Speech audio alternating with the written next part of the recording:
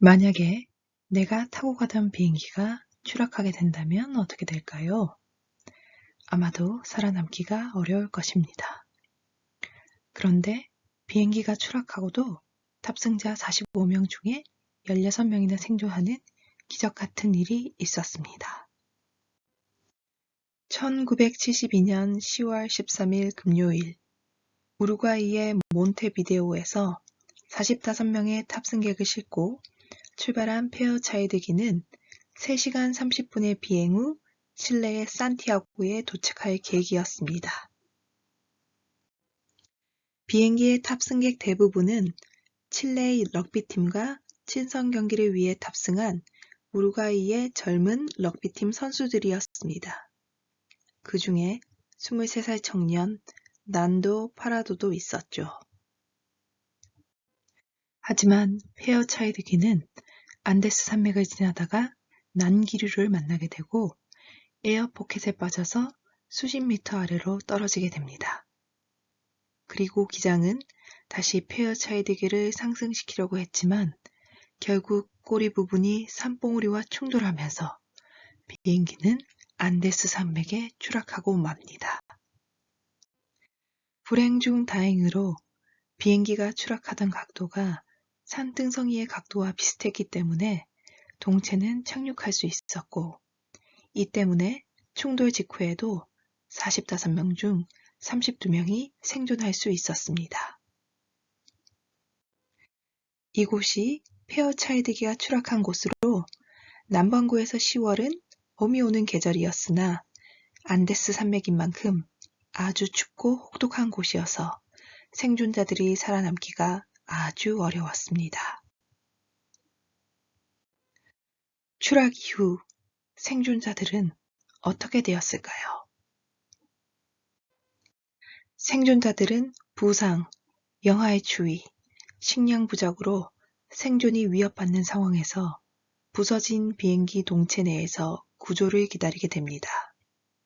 하지만 그 사이에 사람들은 하나둘씩 죽어가고 10월 29일 눈사태마저 비행기를 덮치면서 생존자는 32명에서 16명으로 줄어듭니다. 구조될 희망이 없음을 알아차리고 사고 후 61일 차에 생존자 중 난도, 로베르토 틴티는 구조를 요청하기 위해 목숨을 걸고 길을 나섭니다. 특히 원정대의 중심인 난도 파라도는 당시의 상황을 난도의 위대한 귀환이라는 책에서 생생하게 묘사하였는데요. 도대체 그는 이러한 극한 상황에서 어떻게 헤쳐나갈 수 있었을까요? 첫 번째, 통제할 수 없는 일에 집착하지 않는다. 난도의 위대한 귀환 65페이지에는 난도가 추락 직후 어머니와 친구들이 죽었다는 사실을 깨닫고 슬퍼하다가 다음과 같은 마음의 목소리를 듣는 장면이 나옵니다. 사건은 이미 일어났고 내가 통제할 수 없는 과거에 집착하기보다는 미래를 향해 나아가는 게 중요하다는 점을 알려줍니다. 울지 마라. 눈물은 소금을 낭비시킨다. 살아남으려면 소금이 필요해. 나는 그 침착한 생각, 그 냉정한 목소리에 깜짝 놀랐다. 그 사람들은 모두 죽었어. 이미 과거의 한 부분이 되었어. 네가 통제할 수 없는 이들의 정력을 낭비하지 마. 앞을 내다봐. 명석하게 생각해. 넌 살아남을 수 있어. 두 번째, 스톡데일 패러독스. 희망을 갖되 비관적인 현실을 냉정하게 직시한다. 처음 며칠간 난도와 친구들은 구조대가 올 거라는 희망을 가지고 있습니다.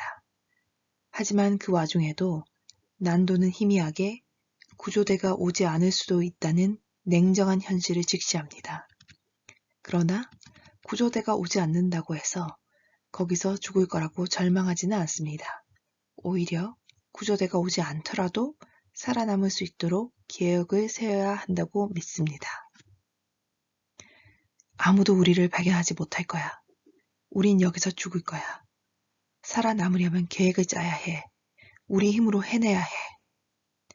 나는 의식을 회복한 그 순간부터 우린 결국 혼자이고 자구책을 강구해야 한다는 우울한 불안감에 시달려 왔다. 구조될 것이라고 철석같이 믿고 있는 사람들을 보면 나는 가슴이 덜컥 내려앉았다.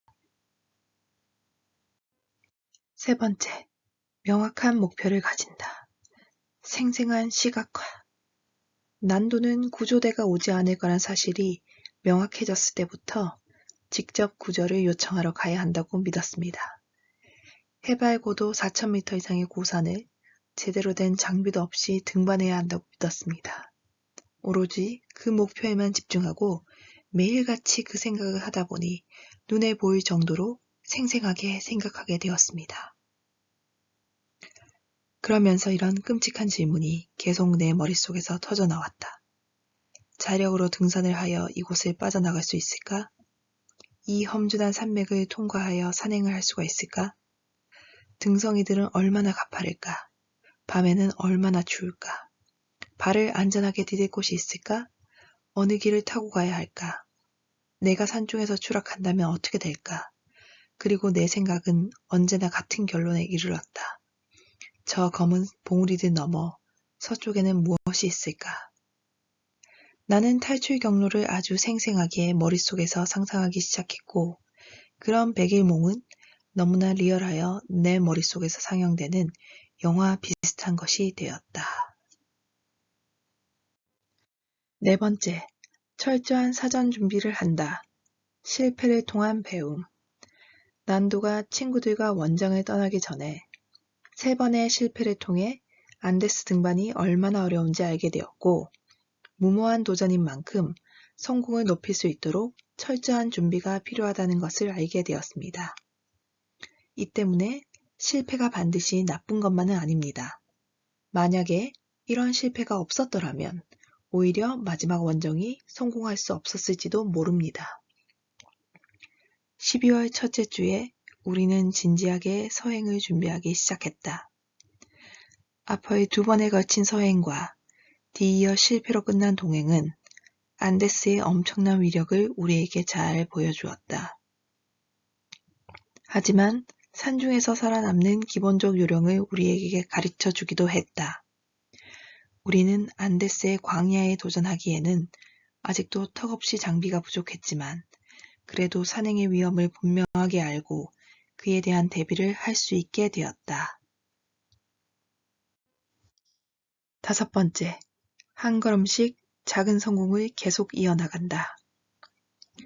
제일 인상적인 구절이었습니다. 너무 높은 목표를 바라보면 도저히 이룰 수 없을 것 같지만 결국엔 그 목표도 한 걸음씩 이뤄 나가면 된다는 것을 우리에게 알려주었습니다.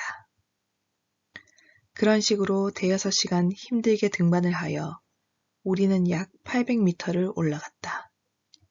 하지만 정상은 조금도 더 가까워 보이지 않았다. 정상까지의 까마득한 거리를 쳐다보면서 내 발걸음이 겨우 40cm 정도밖에 안 된다는 사실을 깨닫고 나의 사기는 한없이 추락했다.